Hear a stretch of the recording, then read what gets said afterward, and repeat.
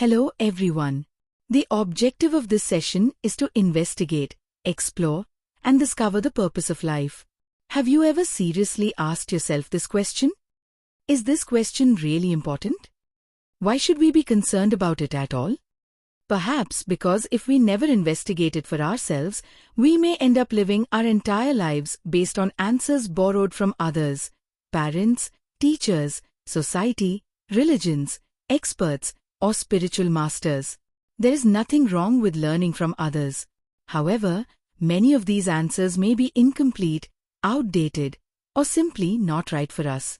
As a result, we may unknowingly pursue goals that do not truly matter to us, repeat the same patterns again and again, experience unnecessary suffering and confusion, and spend years chasing things that do not bring genuine happiness or fulfillment.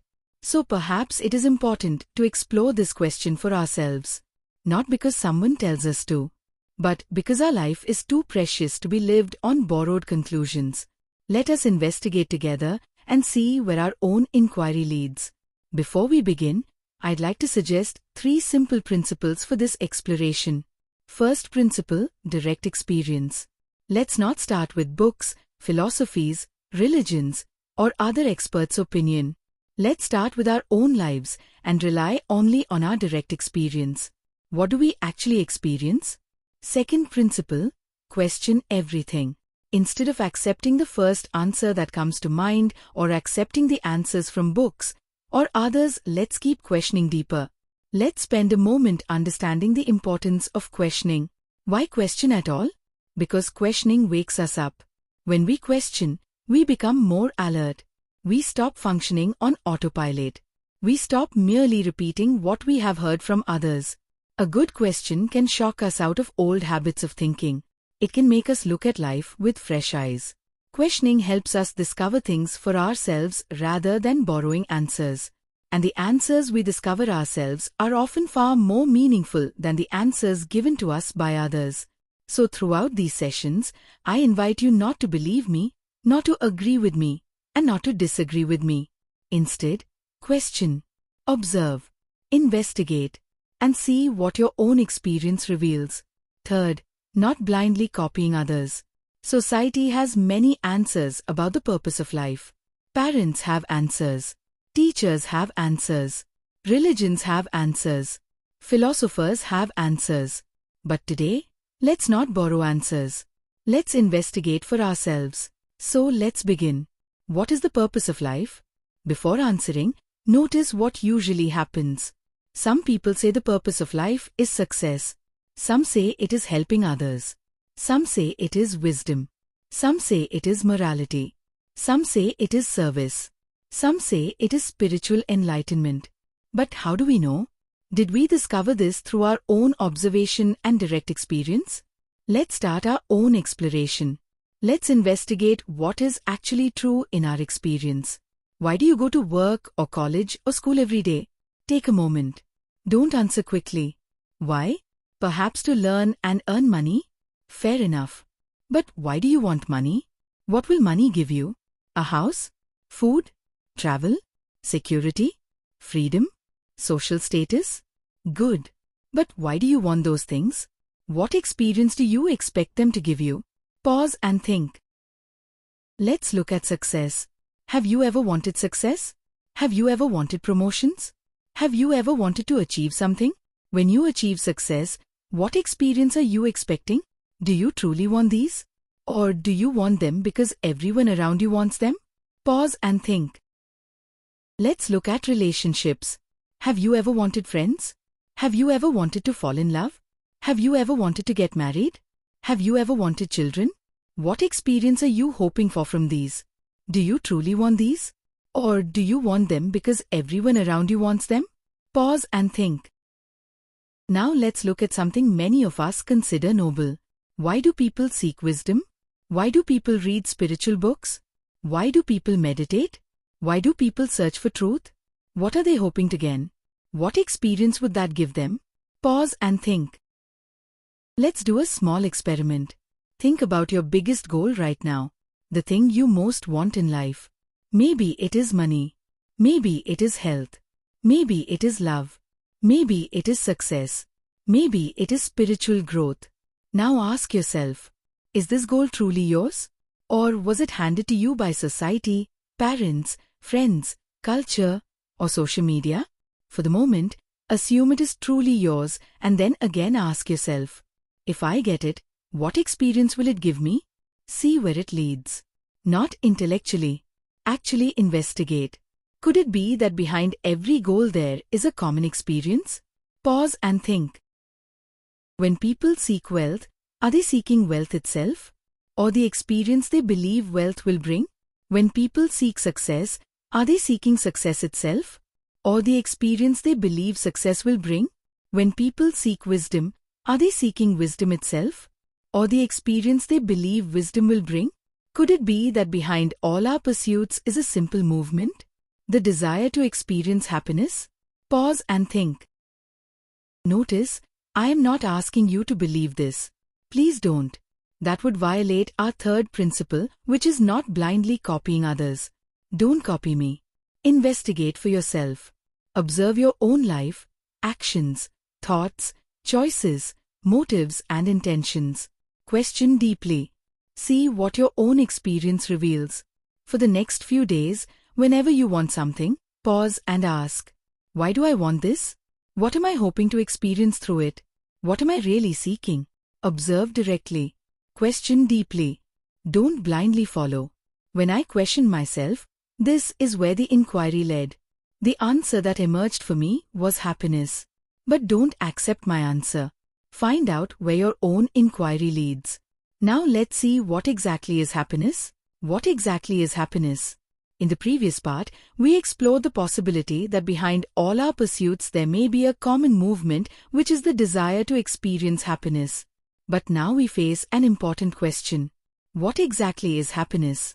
Is happiness a single experience? Or are there different forms of happiness? How many forms of happiness do you know? Before we answer, let's return to our first principle. Direct experience. Don't accept my definition. Observe your own life. Let's investigate together. Think about the last time you ate your favorite food. Perhaps a favorite dessert. Perhaps a special meal. Perhaps a cup of coffee or tea. How did you feel? Pleasure? Enjoyment? Satisfaction? How long did it last? 10 minutes? An hour? A day? What happened afterward? Did the experience remain? Or did it slowly disappear? This form of happiness might be called pleasure, which happens mostly to your physical body or sensory experiences. Pleasure comes from sensory experiences. Good food, entertainment, comfort, massage. There is nothing wrong with pleasure. In fact, life would be poorer without it. But let's question it. Can pleasure last forever? Have you ever found a pleasure that never faded? Why do we keep seeking the next pleasurable experience? Now think about a different experience. Have you ever achieved something important? Passing an exam, getting a promotion, buying a house, completing a difficult project. How did you feel? Was it the same as pleasure? Or was it different? Did it last longer? Did it bring a deeper sense of satisfaction? The second type might be called happiness, which is psychological fulfillment. Not merely pleasure, but a more stable sense of well-being, meaningful relationships, meaningful work, learning, growth, contribution, achievements. These often bring a deeper satisfaction than simple pleasures. But let's question this too. Can circumstances always remain favorable? Can relationships always go according to our wishes? Can success always continue? What happens to our happiness when circumstances change? Now think about another experience. Have you ever sat quietly and watched a sunrise? Have you ever looked at the sky without wanting anything? Have you ever felt grateful for no particular reason? Have you ever experienced a moment where everything felt complete just as it was? What was that experience? Was it pleasure? Was it achievement? Or was it something else? This third type might be joy, which is existential. What is joy? Is joy simply a stronger version of happiness? Or is it something entirely different? Observe your own experience. There may have been moments when joy appeared for no obvious reason. Moments of wonder. Moments of presence. Moments where the mind became quiet. Moments where life itself seemed enough. Could joy be less dependent on circumstances? Could joy arise from the way we relate to life itself? So far, our inquiry suggests 3 possibilities: pleasure, happiness, joy. Each has its place. Each contributes something valuable. But each also has limitations. Which of these is most stable? Which depends most on circumstances? And which can help us live a deeply fulfilling life? Question them. Observe them in your own life. Don't jump to conclusion that joy is better than all or pleasure is bad. Observe yourselves and identify your genuine needs. Let's investigate. So where has our inquiry led us? Pleasure appears valuable, but temporary and may make us to crave. Happiness appears deeper, but often dependent on circumstances. Joy appears more stable, but also more mysterious. Perhaps all 3 have a place in life. Perhaps a healthy life includes all 3. Pleasure to enjoy life. Happiness to enrich life. Joy to ground life. Do we need pleasure, happiness and joy in our lives? If so, in what proportion? Is there a correct balance? Or does it vary from person to person? Can a book tell us the right balance? Can a philosopher tell us? Can a spiritual teacher tell us? Maybe only our own body and mind can reveal us these things if we inquire ourselves about our need. Body tells us when we are hungry and sleepy. Similarly, it can tell us something. After all, each of us is different. We have different bodies, different minds, different talents, different strengths, different experiences, different challenges. Perhaps no formula can fit everyone. Perhaps the real task is to understand ourselves. To understand ourselves, we need to look inside ourselves. Many of us have been conditioned to look outside ourselves for answers. We ask parents. We ask teachers. We ask experts. We ask books. We ask spiritual masters. There's nothing wrong with learning from others. But perhaps there are some questions that cannot be answered by another person. Questions such as, what brings genuine happiness? What is the right balance between pleasure, happiness and joy? What am I really seeking? Perhaps these questions require our own observation and inquiry. But this raises another important question. How do we actually inquire into ourselves? We know how to learn about science, technology, history and countless other subjects. But very few of us have been taught how to observe ourselves. How to observe our thoughts? How to observe our emotions? How to observe our habits? How to observe our reactions? How to observe our motives and intentions? Without understanding ourselves, how can we discover what is true for us? Perhaps self-understanding is the foundation of all inquiry. In the next session, we will begin exploring self-awareness. Meanwhile, ask yourselves these questions. What am I really seeking in life? When I pursue money, success, relationships, wisdom, spirituality, or anything else, what experience am I hoping to gain from them? How much of my life is driven by pleasure?